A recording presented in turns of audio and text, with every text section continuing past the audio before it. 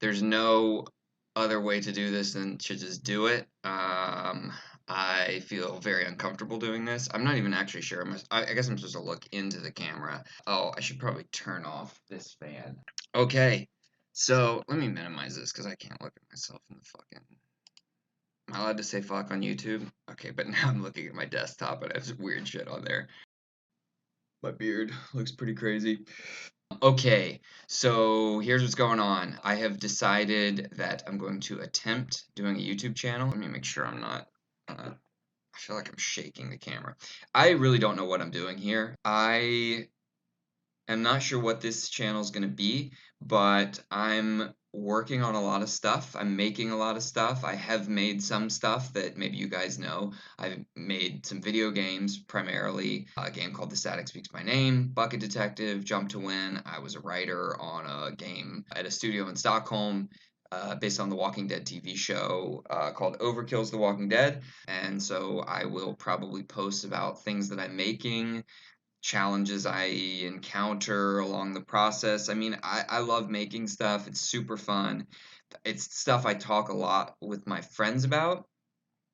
So it seems like, you know, it seems like something fun to share with you guys if you're interested in this kind of thing. I thought a good way to start the channel would be by talking a little bit about something that you already kind of know me for, which is the Static Speaks My Name. Did I just make a spit bubble come out? So, yeah, Static Speaks My Name.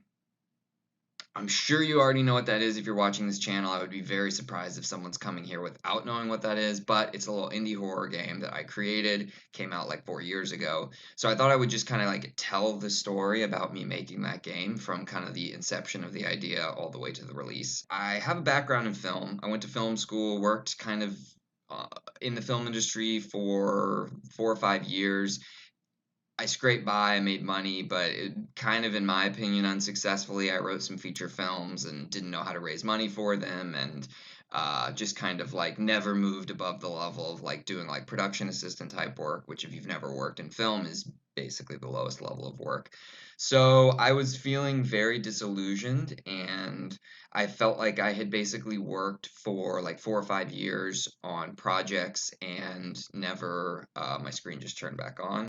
Isn't my room beautiful? I feel like actually I basically have the design sensibilities of the guy in The Static Speaks My Name. I don't have any palm tree photos, but like it's sparse. People comment on it when they come into my house. Okay, anyway, so I was kind of spinning my wheels, trying to get some projects made. I had always made video games growing up just for fun. I went to computer camp. I'm one of those actual nerdy people who went away to a computer camp. I like talked my parents into, I grew up in Florida, but I talked my parents into letting me go to Seattle in like eighth grade or something and go to DigiPen and do like a 2 week video game programming computer camp. So it's always something that I'd done. And as I was being frustrated with not having anything to show for all this work that I'd done, I was also kind of like getting back into video games. I was becoming kind of acquainted with what had happened. I had stopped playing video games in college, and sort of was then getting reacquainted with like the indie video game scene and just seeing all the really cool stuff that was coming out of that whole scene, and started thinking, well, man, I mean, these are really cool, experimental, exciting things being made by teams of sometimes one person, maybe two or three people, and it was just like, as opposed to film, where you need to, the films I were writing, sorry, I'm rolling up my sleeves. The films I was writing were like $5 million or more, and it was just really not it's a lot of money to raise, but I knew that I could get like a few people to help me work on some video games. And so I started just kind of tinkering around with making stuff myself. Jump forward a little bit, and I started taking part in some game jams. Lodum Dare was the one that I was doing a lot of. I did that 2 or 3 times, and I forget if it was the second or third time, but uh, I had made some games that didn't really, they were just me figuring out how to make games, and didn't really get any attention in the Ludum Dare competition. But then one of the games that I made ended up being, it was a prototype of The Static Speaks My Name. So I basically had this idea for a puzzle game. The idea was that you were going to go into a room and you weren't going to be able to get out, but that if you committed suicide, you would turn into a ghost and you could walk through the walls. So, anyway, that was the idea that I had going into this game jam. And for anyone who doesn't know, a game jam is it's basically a competition where you have to make a game in a compressed time window. And Ludum Dare is 48 hours. You basically have 48 hours from start to finish to make this game according to a theme that they give you. And then you submit the game and you get judged and get scores and all this stuff. So the theme for Ludum Dare that year was Beneath the Surface, and I actually don't really remember how the game fit that theme. Anyway, so I went in with just this idea for a game where you're trapped in a room and the way you solve the puzzle is committing suicide, so you turn into a ghost and you walk out of the room. Didn't really have many ideas other than that, but I went in and I just started building this house, and you wake up in the bed in the morning, and I actually would love if I could find I have lost the prototype for the original Static Speaks My Name, which is really heartbreaking because that'd be a cool thing to show. But I made this game and built a tiny little house, and then I think in that one you didn't hang yourself. You go into a bathtub and like commit suicide or something like that. And then you do at the end, you kind of teleport out into space, and there's all these TVs floating instead of little balls of static, and you go interact with one of those, and the game ends. It even actually had the same like style of music. I'm a mediocre to bad composer, but I did have a little keyboard and I wrote the music because with Ludum Dare you do everything yourself. You program, you do the art, you do the music, everything. So I wrote a little music that actually was basically the composer who did the Static Speaks My Name full version, uh, obviously made it a lot better, but it had that same like bass note that kind of like carried throughout. So anyway, did this Ludum Dare version, and actually kind of the real seed of inspiration was with like 30 minutes remaining on the competition. I had built this house, but it wasn't the walls were completely empty, like the walls of my room. And so I was like, okay, well, I should make like a painting to put up. And so I was gonna make, 3 or 4 paintings, draw them, duplicate them, but I really had no time. So I took this one painting of these palm trees. At the time, it was like purple and green. It looked a little different. But I took this one painting, and just because I didn't have time, I was like, well, I have to duplicate this, and just the house is gonna have to be filled with one painting. So I did that and it started to look really cool. And I was like, this is fucking weird and interesting. I started leaning into the weirdness of it being one painting everywhere, and I made it so it was sort of like collected in places. And if you know the bigger game, The Static Speaks My Name, obviously it's about this guy who kind of becomes obsessed with this painting of this palm tree. So that's where that idea came from. So I submitted the game to Ludum Dare, and I can't remember what the overall ranking was, but I remember they rank it also in categories. And I remember submitting it and being like, this one's cool. Like, this one has something kind of interesting to it. And a few weeks later, got the scores back, and I'd scored really high, specifically in the mood category. And I was like, okay, this is what I'm gonna do as like my first game. So I set off to make it, and I think I made it in 3 or 4 months. And I just kind of took that concept of a guy who got obsessed with the painting of the palm trees and just kind of ran with it and tried to build a story around it. And um, I was I will be candid with you. I was living in my hometown. I was living in my aunt's house, and it was a very depressing time. It was a dark time in my life. I won't go into it, but I think that one of the reasons why people connect with the game is because I think that I really did channel that feeling of darkness and depression and despair and all that into the game. Like I think that it really is like something people always say to me when they play the game is like instantly when I watch people play it, like within 10 seconds they like look up at me and they're like, "Damn, this has like a fucking feeling to it." And I think it's because I was in a really specific dark place, and it just kind of, you know, in the way that art does, it just sort of by osmosis kind of transfers into the thing you're making. Interestingly, I actually almost didn't release the game because I finished the game and I had some people play it, and the reaction was just kind of like, eh. And like, I didn't feel that strongly about it. Like, I thought it was just kind of shallow and just about nothing and just formless. And I was just like, what is this thing? And then I had some people play it and they were kind of, I just got sort of mediocre reactions from them too. And one person suggested maybe that I take out the suicide. And I was like, oh, well, that's like the whole ending. I don't even know what the game would be without the suicide. And, so yeah, there was definitely some hesitance to release the game just because I didn't think it was good. And but then I was like, well, who the fuck am I? No one knows who I am. Like I'll just put it up on a forum, and there was a forum called TIG Source, which is the indie game source. That's what it stands for. And I put it up, and I was like, okay, it'd be great to get like 50 people to play this and give me feedback. Basically, get people to tell me why this is like a piece of garbage and what I can do better. So I put it up. I put it up there, and this one guy. Take a sip of water 1 second.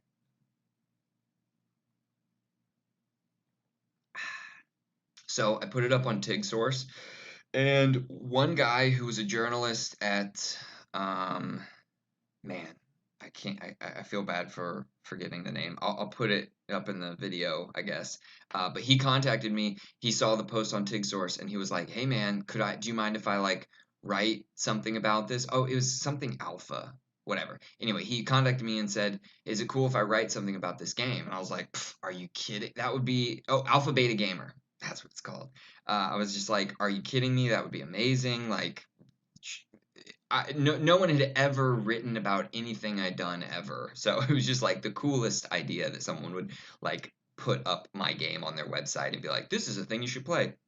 And that kind of gave me the confidence where I was like, okay, well, this one guy just saw it on a forum and kind of thought it was cool. Maybe I should like email a few other, like just randomly some other websites and be like, hey, look at this game I made. So I did that. And I forget kind of where it started, but another one wrote about it. And I was like, this is fucking crazy. I think it was like indiegames.com. And they wrote a really nice review and said it was like this cool, kind of weird, unique game. And I was like, well, that's inspiring. And then it just, I'd never experienced going viral, and it was like it is really weird because from there it just started to spread. Eventually people started playing it on YouTube, and that was when I'd see like a video where someone would play the game and have like 5,000 views, and I'd be like, that's cool, man. Like I wanted 50 people to play this game, and 5,000 people have now watched someone play the game. And then there'd be one with 20,000 views. And I was like, that's crazy. And there'd be one with 500,000 views. And I was like, okay, this is insane. And then I think it was within a very short period of time. My memory's kind of blurry on this, so I can't exactly remember. But that Markiplier played the game. I think he was the first big one. And then Jacksepticeye. And those, I mean, to this day, those videos have like, Markiplier's one has like almost 9 million or something. And it just exploded where it was like I was getting millions of views every day, and then I ended up getting written up in Kotaku, and that was just a fucking avalanche of people coming to the game. And I remember I was at work. I was working at the time as a QA person at Naughty Dog, and it was a cool job in some ways, but like I was QA. It's like not the most creatively fulfilling thing. But I was like getting emails on my phone of like the game wasn't even up on Steam at that point. It was just up on itch.io, and I was getting emails like such and such person donated $2, such and such person donated $5. I was like, that's cool. And what I didn't even realize was that the emails were being grouped together based on the amount of money being donated. So I would get an email for someone donated $2, but I didn't realize there were like 30 more under there. So I got home and checked my itch.io account, and I had like $800 in donations in one day, which was like insane. And I was just like, what is going on? So yeah, then the game just kind of, that was the peak moment, I think, the getting on Kotaku.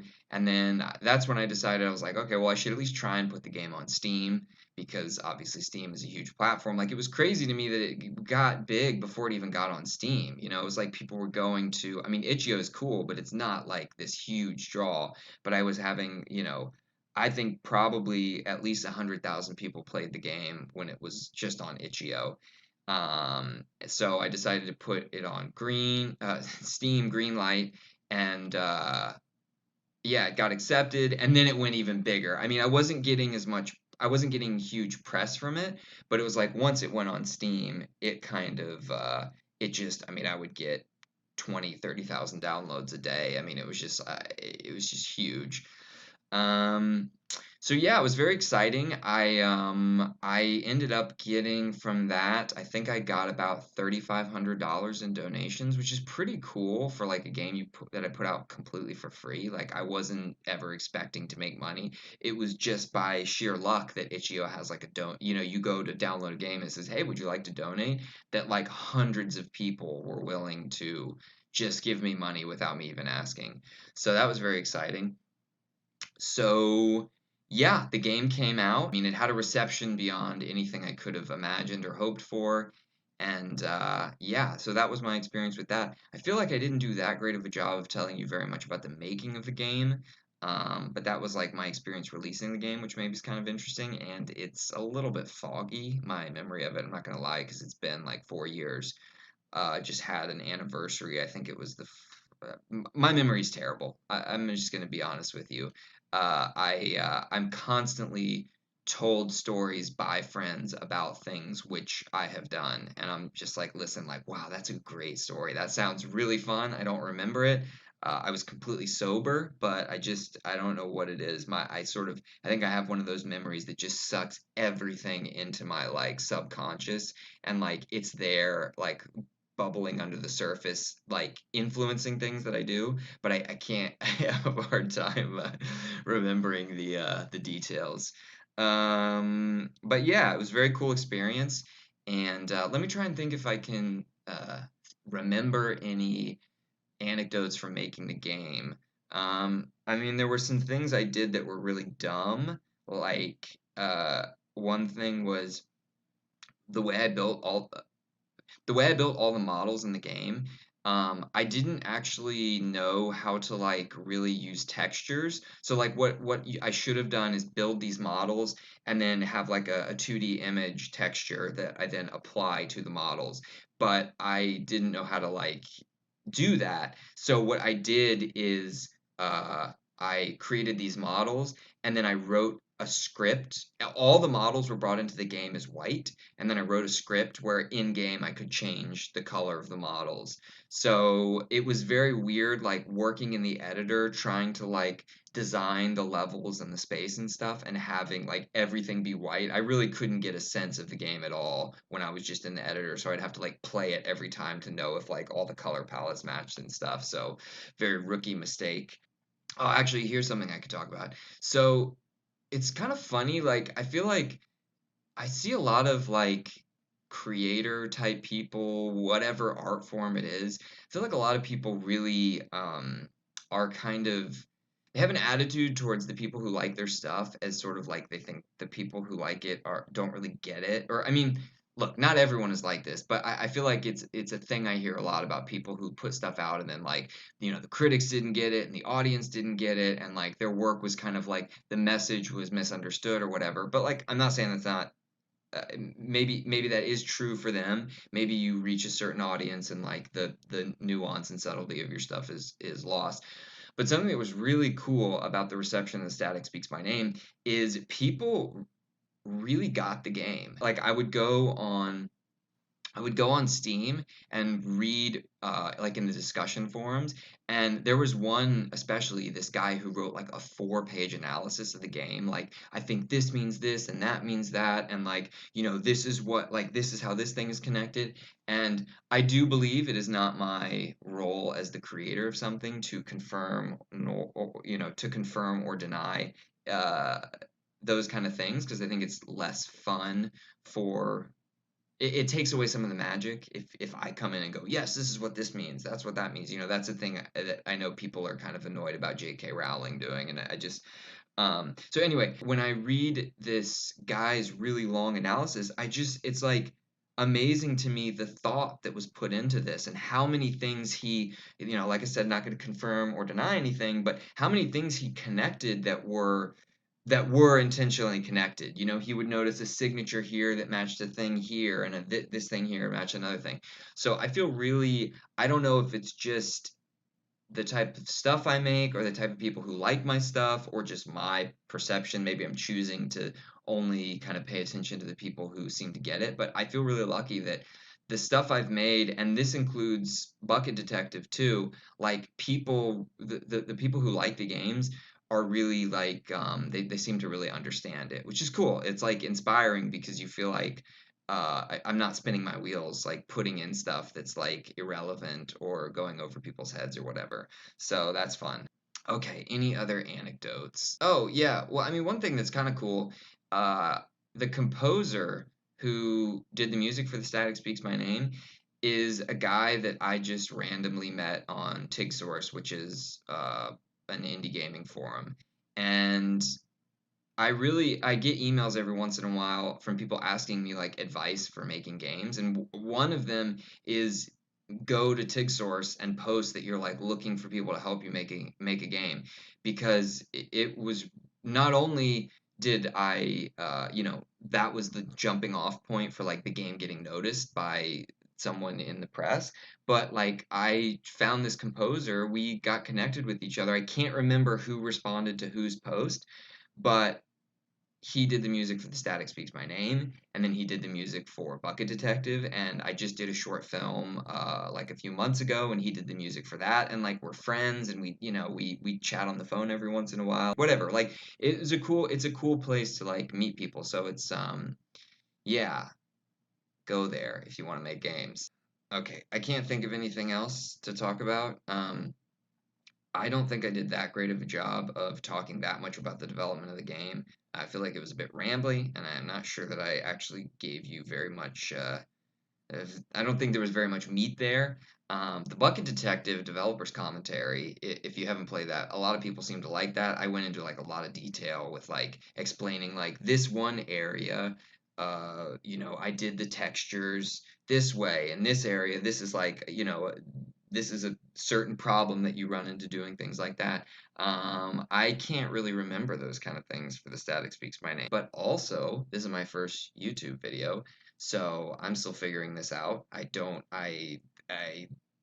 I might look at the footage of this and I'm like off in the corner, out of focus. I don't know if this even worked. So maybe this is interesting, maybe it's not. I'm going to end this video and I will go look at it and see if I don't look like a total idiot, see if I can edit this down and have it make sense, and then maybe post it. So goodbye. Also, let me say this. If anything that you watched in there was interesting to you or inspired any questions or made you think of something that I should talk about, let me know, because I really, truly don't know what I'm doing with this. So I'm open to like, if you're like, oh, do the same thing for Bucket Detective, or oh, I want to know about such and such thing and Static Speaks by Name, let me know. Oh, wait, is this still